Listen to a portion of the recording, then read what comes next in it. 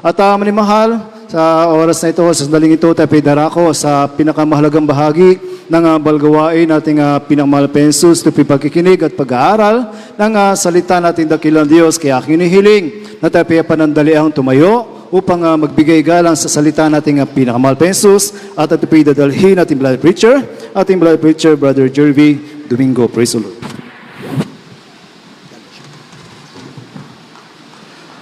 Praise the Lord. Purihin ang ating dakilang Diyos. Hallelujah. God bless you po sa aking beloved co-preacher, ating beloved Brother Randy. Maraming sa mga oras na ito, ating pong muling sama-samang itaas ang ating mga kamay at tayo pong lahat ay sama-samang manalangin sa ating dakilang Diyos na buhay. Praise the Lord. Opo, dakilang mapagpala namin ang mga Diyos na makapangyarihan sa lahat.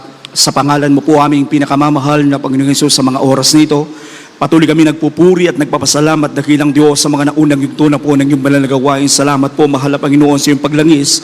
Higit sa lahat, dakilang Diyos, sa pagkilos mo sa aming kalagitnaan, sa iyong matamis at banal mong presensya, na patuloy mong pinapadama sa bawat isa po sa amin, mahal na Panginoon. Maraming salamat, dakilang Diyos. Salamat din po, mahal na Panginoon, sa mga bunga ng panalangin, dakilang Diyos, ng aming mga magulang namin sa iyo, dakilang Diyos.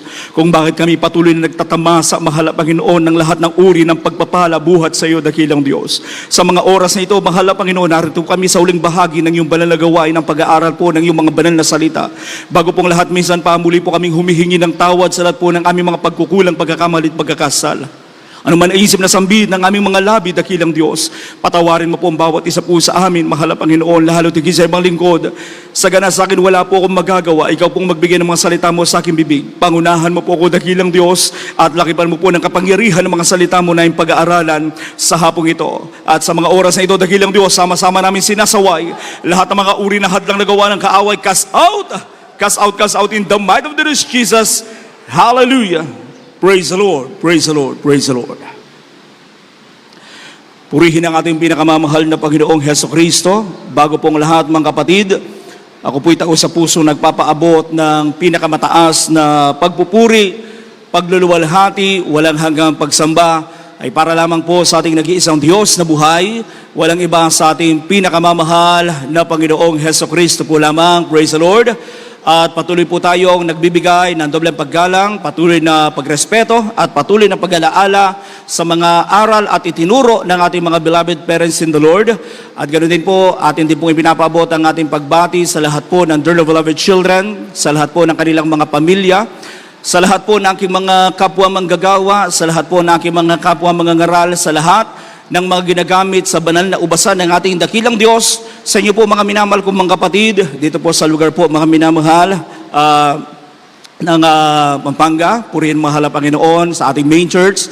At ganoon din po mga minamahal sa lahat po ng ating mga live webcast viewers. At kung meron tayong mga bisita, welcome na welcome po kayo sa gawain ng ating pinakamamahal na Panginoong Heso Kristo. Sa mga oras na ito mga kapatid, ating buksan ang ating mga Biblia at mag-aral po tayo ng Word of God. Dito po tayo sa 2 Kings, chapter 7, verse 3. Pakibasa po. Amen. Praise the Lord. God bless you, beloved preacher. Ito po sa ikalawang mga hari, kabanatang 3 at ang talata ay, kabanatang 7 at ang talata ay 3. Mayroon ngang 4 na may ketong sa pasukan ng pintuang bayan. At sila'y nagsang-usapan. Bakit nauupo tayo rito hanggang sa tayo'y mamatay? Amen. Amen. Pagpalain po ng ating dakilang Diyos ang pagkabasa ng kanyang mga banal na salita. Diyos po magpala sa ating lahat. Title natin mga kapatid, Why Are You Still Sitting? Amen. Why are you still sitting? Bakit ka nakaupo pa? Praise the Lord. Tema natin mga minamahal, pagkilos. Amen. Paggawa, mga minamahal. Alam niyo po mga minamahal, sabi nga ng ating binasang talata, na kung saan mga minamahal, sabi ng 2 Kings chapter 7 verse 3, and there were 4 leprous men at the entering in of the gate, and they said one to another, why sit we here until we die? Katulad ng 4 mga minamahal na taong ito, na may sakit na ketong, maraming tao, mga minamahal, ang nananatili sa ganitong sitwasyon. Dahil sa takot, dahil sa pagdududa, mga minamahal, dahil sa pag-aalinlangan, dahil sa kawalan ng pagkilos. Amen? Nananatili, mga minamahal, na kung saan, mga minamahal, hindi sila makagawa. Praise the Lord. Alam niyo po, mga minamahal, ang ating dakilang Diyos, ang ating mahal na Panginoong Jesucristo, kumikilos siya sa mga taong nagtitiwala at sumusunod sa Kanya.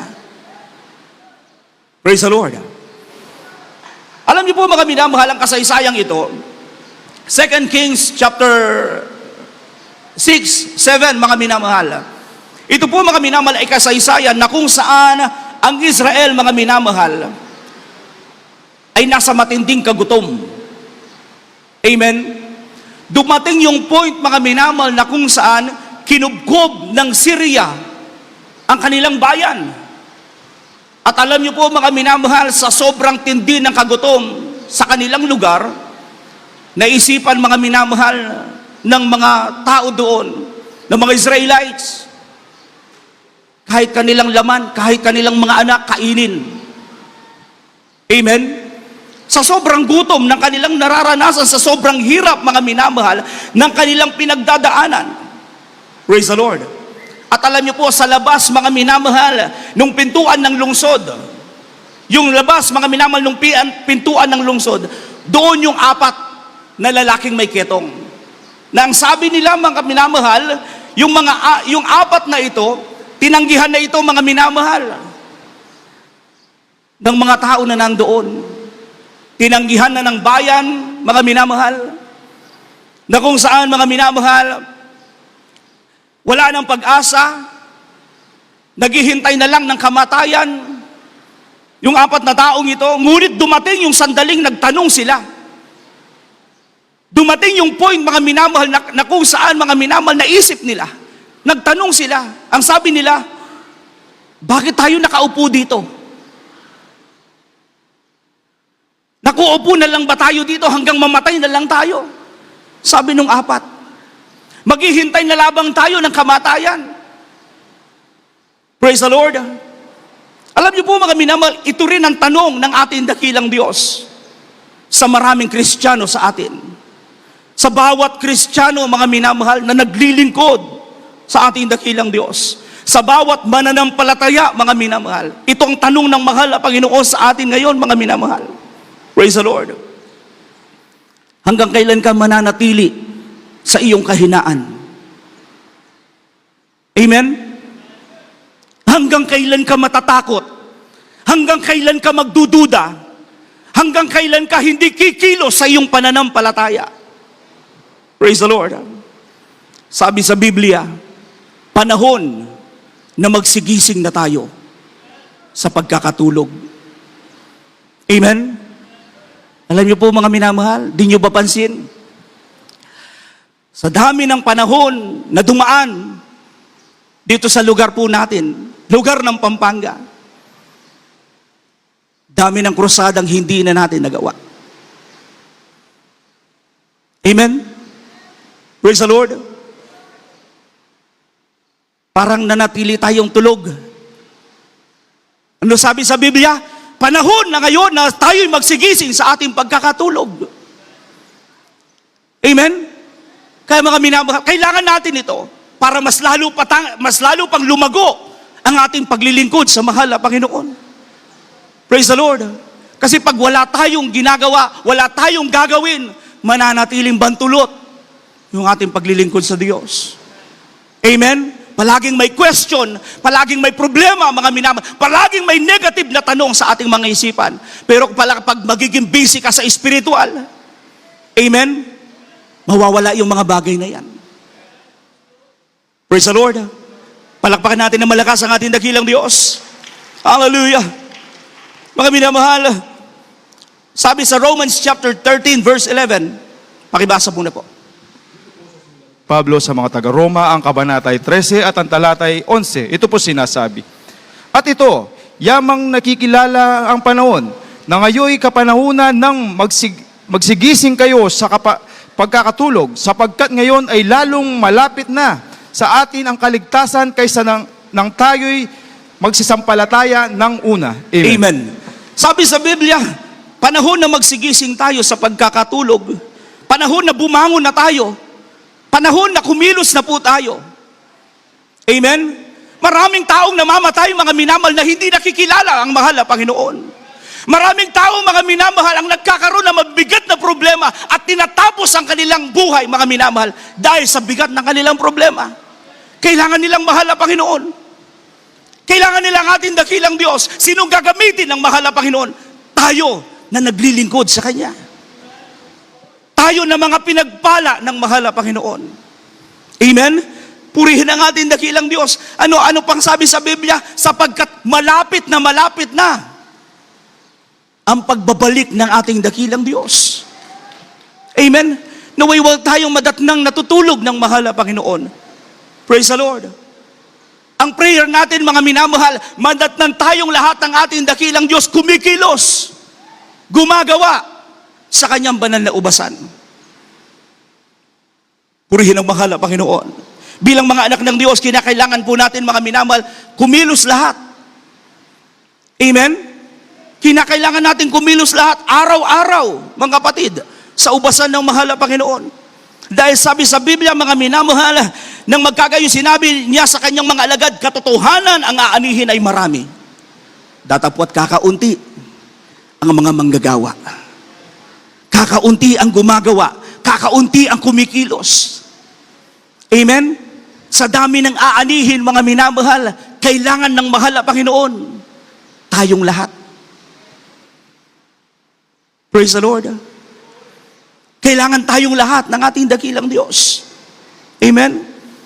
Alam niyo po, walang mangyayaring maganda sa ating buhay espiritual kapag hindi tayo kumilos. Amen? Praise the Lord. O maaaring pagpalain ka materially, physically, mga minamahal. Pero pagdating sa espiritual, kung hindi tayo gagawa ng pang-espiritual, hindi lalago ang ating espiritual. Praise the Lord. Pwede kang magsipag sa ating mga trabaho. Amen? Sa ating mga minamahal basic needs, pang-araw-araw. At pwedeng dumami yan. Pero higit sa lahat natin kailangan yung espiritual na pagpapala. Amen? Espiritual na paglago. Praise the Lord. Alam niyo po, mga minamahal, sa paglilingkod sa ating dakilang Diyos, ang pinakadelikadong posisyon, amen? Ang pinakadelikadong posisyon sa paglilingkod sa mahal na Panginoon, yung walang ginagawa. Amen? Akala ng iba normal lang na walang ginagawa. Pagdating sa paglilingkod sa gawain ng mahal na Panginoon, lahat dapat ay gumagawa. Amen? Tandaan natin, yung pinakadelikadong posisyon, mga minamahal, yung wala tayong ginagawa, mga minamahal. Praise the Lord. Yung hindi tayo, ayaw nating kumilos, mga kapatid, ayaw nating gumawa, mga minamahal, sa madalit sabi, tinatamad tayo. Tamad tayo. Praise the Lord. Palakpakan muna po natin na malakas ang ating dakilang Diyos. May mga Kristiyano nakaupo pa rin sa kasalanan. Amen? May mga Kristiyano nakaupo pa rin dun sa katamaran. Nakaupo pa rin, mga minamahal, sa takot. Nakaupo pa rin, mga minamahal, sa pag-aalinlangan. Kung mananatili tayong nakaupo, mga minamahal, sa mga ito, hallelujah, anong mangyayari, mga minamahal, sa buhay natin? Kung hindi tayo kikilos, mga minamahal, gusto nating may pagbabago sa buhay natin, pero hindi tayo kumikilos. Amen? Gusto nating may magbago sa buhay natin, kumilos tayo. Amen? Gusto natin, mga minamahal, magtagumpay sa ating mga kahinaan, kumilos tayo. Gusto natin, mga minamahal, mapaglabanan yung takot na sa ating puso, kumilos tayo. Gusto natin, mga minamahal, mawala yung ating alinlangan sa kapangyarihan ng Diyos, kumilos tayo. Amen? Kasi pag nanatili tayong may takot, nanatili tayong nag-aalinlangan, mga minamahal, hindi kikilos ang kapangyarihan ng Diyos sa buhay natin. Praise the Lord. Purihin ang ating dakilang Diyos na buhay. Bakit po? Dahil sabi sa Biblia, ang pananampalatayang walang gawa, patay. Amen? James chapter 2 verse 17. Dito po sa aklat ni Santiago, Kapitulo 2, versikulo 17, ito po sinasabi, gayon din naman ang pananampalataya na walang mga gawa ay patay sa kanyang sarili. Praise the Lord. Balik tayo dun sa apat na may ketong. Yung apat na may ketong, mga minamahal, maaring hindi sila mamatay dahil sa kanilang sakit na ketong. Amen? Pwedeng mangyari yun. Maaring hindi maging dahilan ng kanilang kamatayan yung kanilang karamdaman na ketong. Maari ang maging dahilan ng kanilang kamatayan yung kanilang hindi pagkilos. Amen? Purihin ang ating pinakamamahal na Jesucristo. Hallelujah! Tingnan po natin mga minamahal. Ang pananampalataya, mga minamahal. Tandaan natin, may kasamang gawa. Praise the Lord. Hindi natin pwedeng sabihin, ako'y nananampalataya sa mahal na Panginoon, pero ayaw nating kumilos. Ayaw nating gumawa. Ayaw nating sumunod. Amen? So, ibig sabihin, yung pananampalataya natin, patay yun pag walang gawa. Amen? Ang pananampalataya, mga minamahal, may kasamang pagkilos. 2 Kings. Balik tayo, mga minamahal. 2 Kings chapter 7, sa verse 4 naman tayo, and 5. Pakibasa po. Amen. Praise the Lord. Ito po ang sinasabi sa ikalawang mga hari. Kabanatang 7 at ang talata ay 4 at 5. Kung ating sasabihin, tayo'y magsisipasok sa bayan. Ang kagutom ngayon nasa bayan at tayo'y mamamatay roon. At kung tayo'y magsistigil ng pagkaupo rito, tayo'y mamamatay rin. Ngayon ngay halina at tayo'y lumapit sa hukbo ng mga taga-Syria. Kung tayo'y iligtas nilang buhay, tayo'y mabubuhay. At kung tayo'y patayin nila, mamamatay lamang tayo. 5. At sila'y nagsitindig pagtatakip silim upang magsiparoon sa kampamento ng mga taga-Syria. At nang sila'y magsirating sa pinakamalapit na bahagi ng kampamento ng mga taga-Syria, narito walang tao roon. Amen. Amen. Mga minamahal, tingnan nyo. Nung nag-decide, yung apat, ang sabi nila, mananatili na bang tayong nakaupo dito? Naghihintay na lang ba tayo ng kamatayan? Nag-decide sila ngayon, mga minamahal, ang sabi nila, tara, punta tayo. Doon, kung nasaan ang ating mga kaaway, kung saan yung lugar na kinubkob nila. Kasi mamamatay din tayo dito pag nanatili lang tayo nakaupo. Amen? Pagpunta natin doon, ang sabi nung apat, kapag pinakain tayo, mas mabuti. Kung patayin naman tayo, okay lang naman, mamamatay din lang man tayo. Sabi nila. Amen? Alam niyo po mga minamahal, ito yung bagay na kung saan mga minamahal, bagamat hindi nila alam, sa kanilang pagkilo, sa kanilang paglakad, mga minamahal, hindi nila alam kung anong mangyayari sa buhay nila. Hindi sila sigurado kung anong magiging kalagayan nila pagdating nila doon sa lugar. Amen? Pero ang mas maganda dito, mas minabuti nila, mga minamahal, yung tumindig, kumilos, mga minamahal, para pumunta doon sa lugar na yon. Kahit nakakatakot. Amen? Purihin ang ating pinakamamahal na Jesucristo. Alam niyo po mga minamahal, nung sila'y nakaupo, hindi nila nakikita ang himala ng Diyos. Amen? Pero nung kumilos sila mga kapatid, nung sila mga minamahal ay gumawa na, hallelujah, purihin ang ating pinakamamahal na Jesucristo. Nakita nila mga minamahal, ang himala ng Diyos. Amen? Pero kung palang nanatili lang silang nakaupo doon, hindi nila makikita ang himala ng Diyos. Praise the Lord. Pero nung bumangon sila, mga minamahal, nag-decide sila, tara, punta tayo doon. Kahit anong mangyari. Amen? Alam niyo po, mga minamahal, grabe. Hindi nila alam, mga minamahal, na kung saan ang Diyos kumikilos na para sa kanila. Praise the Lord. Purihin ang ating pinakamamahal na Jesucristo. Hallelujah. Tandaan natin, sabi sa Biblia, kung walang pananampalataya, hindi tayo maaaring maging kalugod-lugod sa mahal na Panginoon.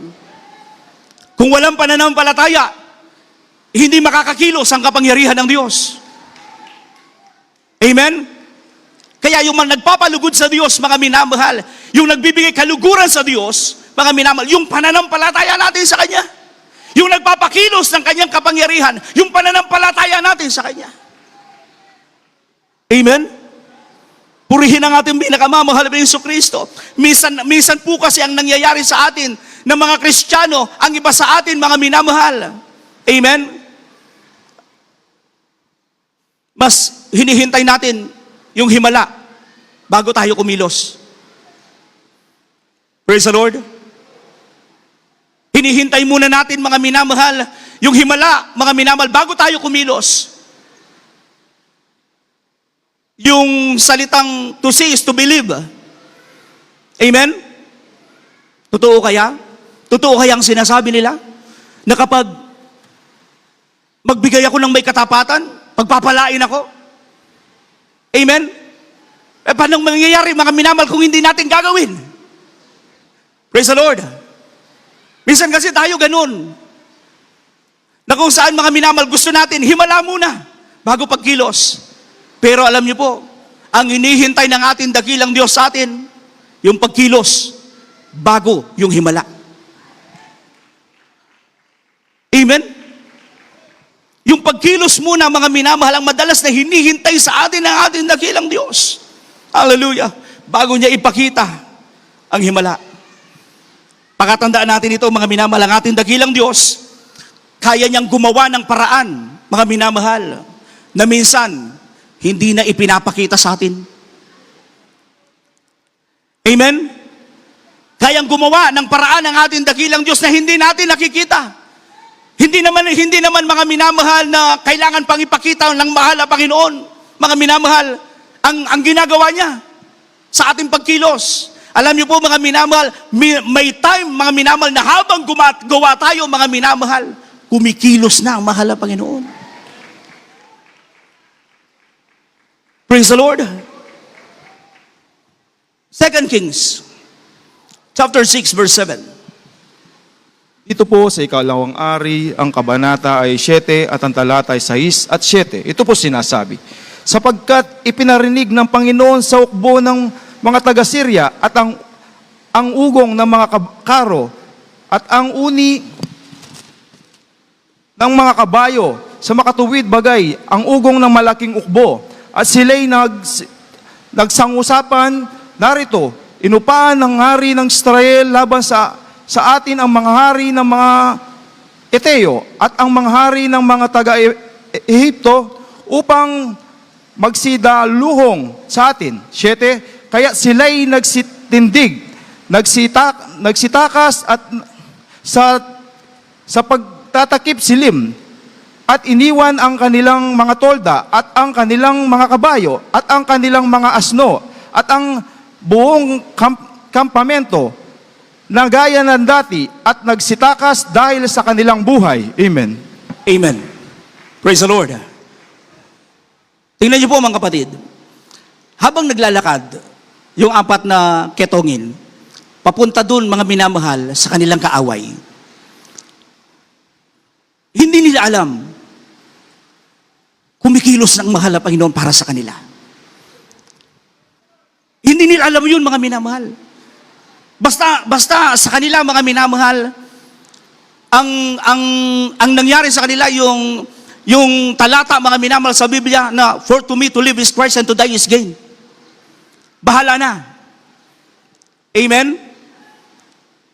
Yun ang kanilang mga minamahal, kasi wala silang kasiguraduhan. Dahil alam nila, mga minamahal, matindi yung kanilang mga kaaway. Talagang pumapatay ng tao. Ngunit, mga minamahal, Sabi ng ating mga talatang binasa, hallelujah, habang naglalakad sila, may napakagandang ginagawa na pala ang ating dakilang Diyos na hindi nila nalalaman. Amen? Sa verse 4, mga minamahal, na kung saan sila mismo, mga minamahal, hindi sila sigurado sa kanilang patutunguhan. Hallelujah. Ngunit, anong ginawa ng mahal na Panginoon? Ano yung ginagawa ng ating dakilang Diyos habang sila'y naglalakad?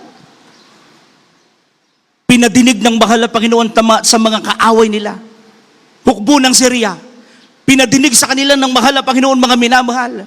Yung ingay na kung saan, mga minamahal, pakiramdam ng mga taga-Syria, nilulusob na sila ng napakalaking hukbo. Amen? Samantalang, 4 lang yung naglalakad. Praise the Lord. Pero pinadinig ng mahal na Panginoon, mga minamahal, sa mga taga-Syria, hukbo-hukbo yung palusob sa kanila. Ang sabi nga nila, naku, eto na. Yung hari ng Israel, baka nagpatulong na siya. Sabi niya, sabi ng mga taga-Syria, nagpatulong na sila sa ibang hukbo, kaya na tayo nilulusob ngayon. Ang sabi ng mga minamahal, ang sabi ng Syria. Ngayon, ang ginawa ng Syria, mga minamahal, ang naramdam nila, takot. Natakot sila, mga minamahal. Praise the Lord. At ang kanilang ginawa, yung kinubkub nilang bayan, umalis sila. Nagsitaka sila. Amen? Kasi, ang iniisip nila, mga minamahal, lulusubin na sila at mga minamahal, baka sila doon mamatay. Praise the Lord. Grabing mahal ang Panginoon. Amen? Purihin ang ating dakilang Diyos. Nung malapit ng mga minamahal sa bayan, yung 4, hallelujah, nagtaka sila. Amen? Nagulat sila. Bakit? Yung bayan walang tao. Amen? Yung bayan, mga minamahal, wala silang taong nadatnan doon, mga minamahal. Amen? Hindi nila nadatnan yung kanilang kaaway. Praise the Lord. Amen? Hindi ito gawa ng tao. Hindi ito gawa ng 4 na ketongin. Ito'y gawa ng makapangyarihang Diyos. Praise the Lord. Sabi nga ng mahal na Panginoon, vengeance is mine. Sabi ng Exodus chapter 14 verse 4,